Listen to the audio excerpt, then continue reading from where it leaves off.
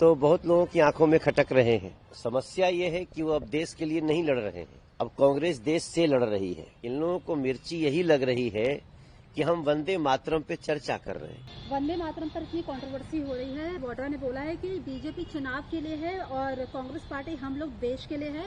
हम कितने भी चुनाव हार जाए हम यही बैठेंगे और आपसे और आपकी विचारधारा से लड़ते रहेंगे, अपने देश के लिए लड़ते रहेंगे।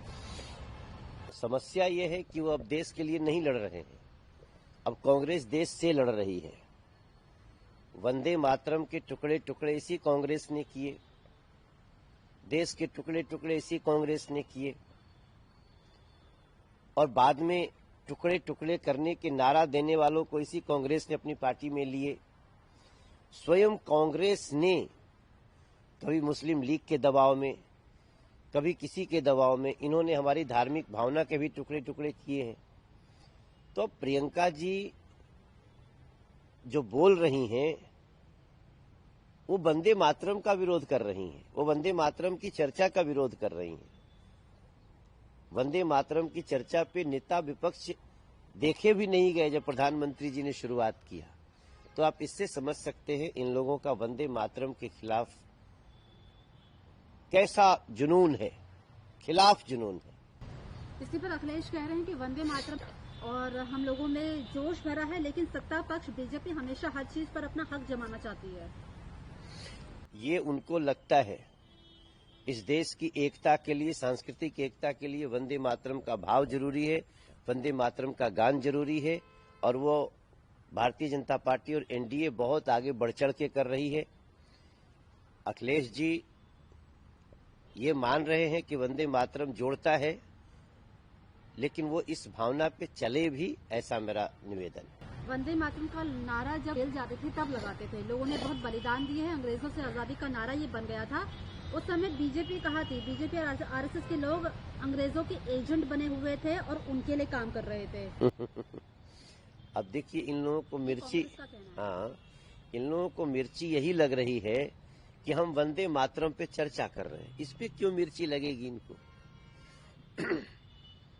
आप अगर कभी भी वंदे मातरम का सम्मान करते थे तो आज इतनी मिर्ची क्यों लग रही है? आप खुशी मनाइए।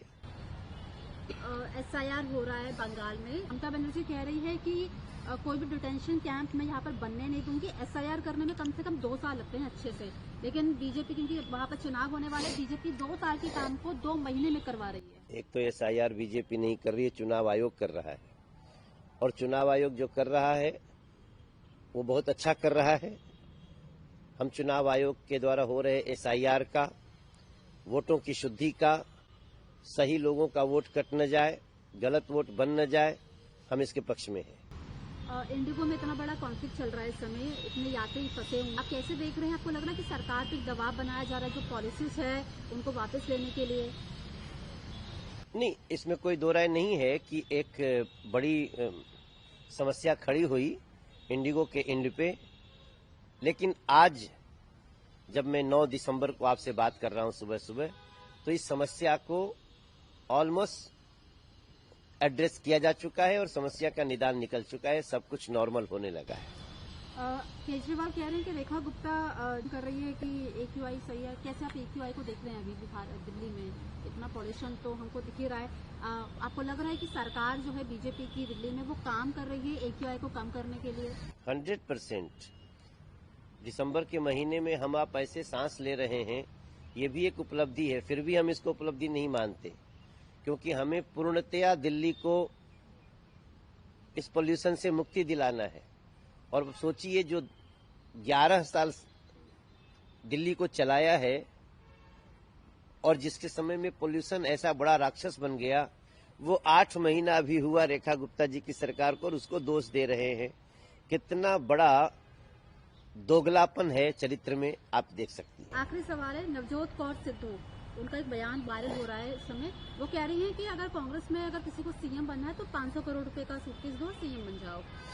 भैया, मैं जो मेरे साथ जो कल 2 दिन से घटना हुई है, मैं सुनी सुनाई किसी की बात पे अब मैं बयान नहीं देना चाहता हूं।